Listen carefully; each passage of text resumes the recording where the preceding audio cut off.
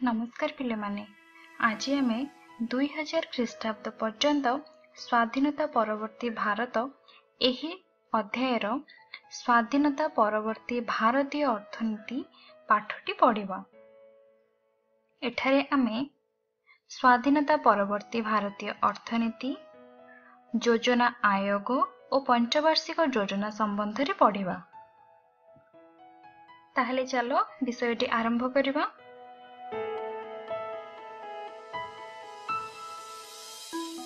प्राय 200 वर्षर ब्रिटिश औपनिवेशिक शासन भारतर अर्थनीति को रुग्ण और पंगु कर देथिला।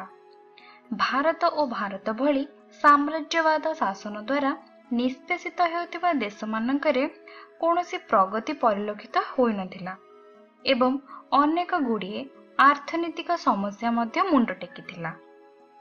भारतर प्रमुख समस्या गुड़िक थिला दारिद्र्य, निरक्षरता और अज्ञानता, विपर्यस्त कृषि व्यवस्था, शिल्पायन क्षेत्र में स्थाणुता एवं हस्त और कुटीर शिल्पर अधोगति।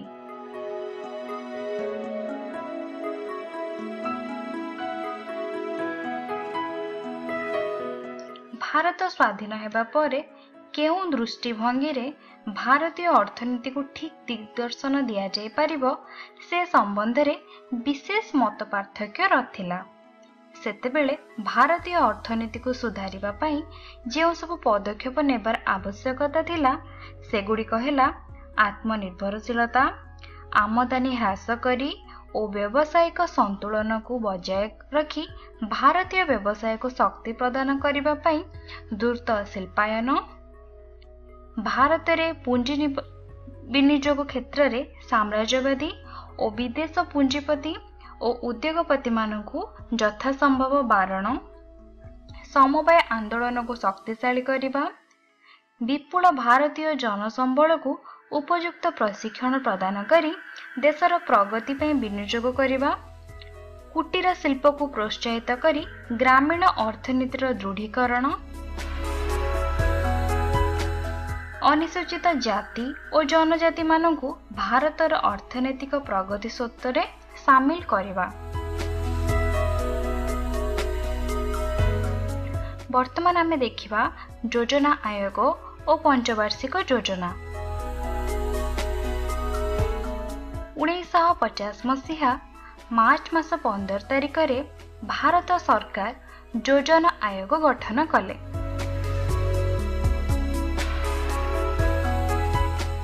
प्रधानमंत्री एहार चेयरमैन रहिले।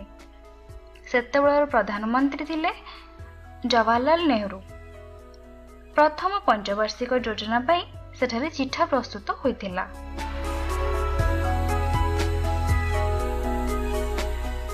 1951 रु 1956 मसीहा पर्यंत प्रथम पंचवार्षिक योजना कार्यकारी हेला।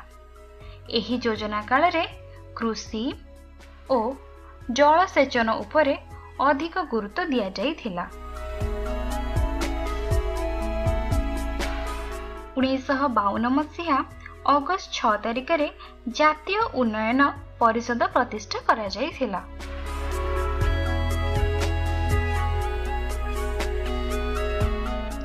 1956 रु 1961 मसीहा थिला द्वितीय पंचवार्षिक योजनार कार्यकाल।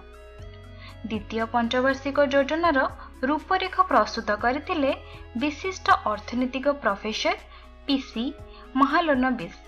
चित्रटी रे तुमे पीसी महालनोबिस कर फोटो देखि पारुथिबो। भारतीय समाज रे समाजवादी व्यवस्थार प्रचलन थिला एही पंचवार्षिक योजनार मुख्य उद्देश्य। एही योजनार मुख्य लक्ष्य गुड़िक थिला जातीय आयर वृद्धि, मौलिक और बृहत शिल्पायन को गुरुत्व दे शिल्पर विकास, निजुक्ति सुजोग देबा पई व्यापक व्यवस्था आदि।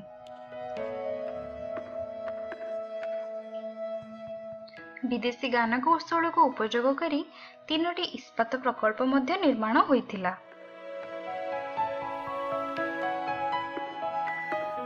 वर्तमान आमे देखिबा तृतीय पंचवार्षिक योजना। तृतीय पंचवार्षिक योजना 1961 रु 1966 मसीहा पर्यंत कार्यकारी होइतिला। 1962 मसीह चीन रो भारत उपरे आक्रमण एवं 1965 मसीह भारत पाकिस्तान युद्ध पई एही योजना सफल होई पाला नाही। एही योजनार मुख्य उद्देश्य थिला जातीय आय को शतकड़ा 30 भाग वृद्धि करिबा एवं मुंड पिछा आय को अन्यून 17% कमाइबा।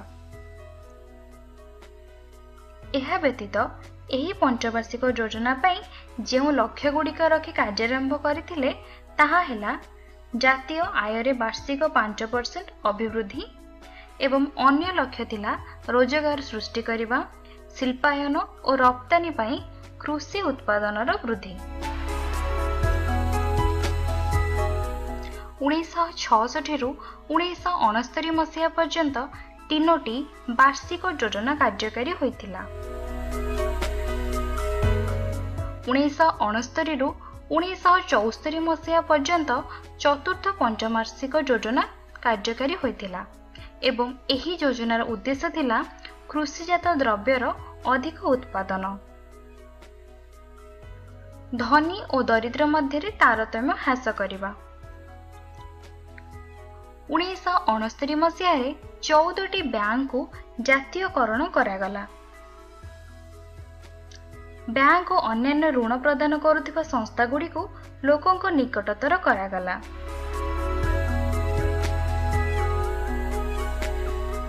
बांग्लादेशी शरणार्थी समस्या एवं 1971 मसीहा पाकिस्तान सह युद्ध पई एही योजनाटी मध्य असफल होइथिला।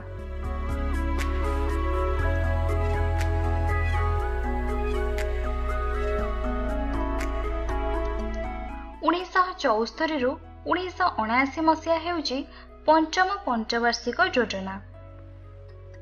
एही योजनार मुख्य लक्ष्य थिला आर्थनैतिक आत्मनिर्भरशील हेबा। एही योजना को 1978 मसीह बंद करागला। 1978 रु 1980 पर्यंत पंचवार्षिक योजना कार्यकारी हेला नाही।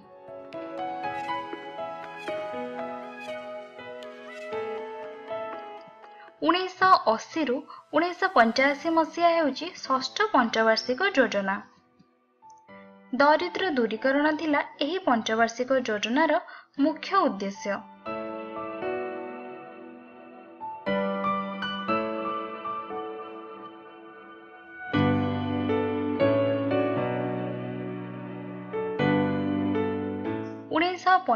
रु 1990 मसीहा पर्यंत सप्तम पंचवार्षिक योजना कार्यकारी होइथिला। सप्तम पंचवार्षिक योजनार मुख्य लक्ष्य थिला खाद्य शस्य उत्पादन वृद्धि, नियुक्ति सुजोग, सामाजिक न्याय और आधुनिकीकरण।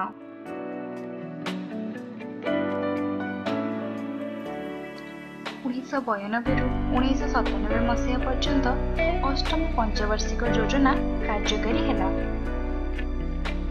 1997 मसीह नवम पंचवार्षिक योजना कार्यकारी हेला, जहार मूल लक्ष्य थिला कृषि और ग्राम्य विकास को प्राथमिकता प्रदान, दारिद्र्य दूरीकरण एवं प्राथमिक स्वास्थ्य सेवा प्रदान।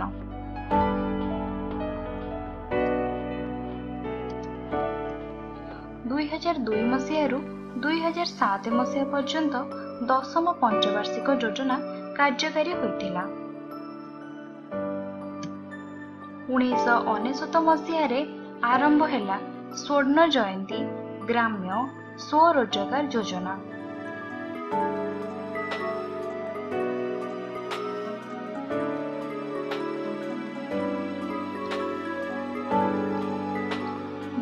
मसीह आरंभ हेला प्रधानमंत्री ग्राम उदय योजना। एही योजनार दुईटी मुख्य विभाग थिला, गोटिए थिला प्रधानमंत्री ग्राम सड़क योजना और अन्यटी थिला इंदिरा आवास योजना। 1997 मसीह आरंभ होइथिला स्वर्ण जयंती शहरी रोजगार योजना।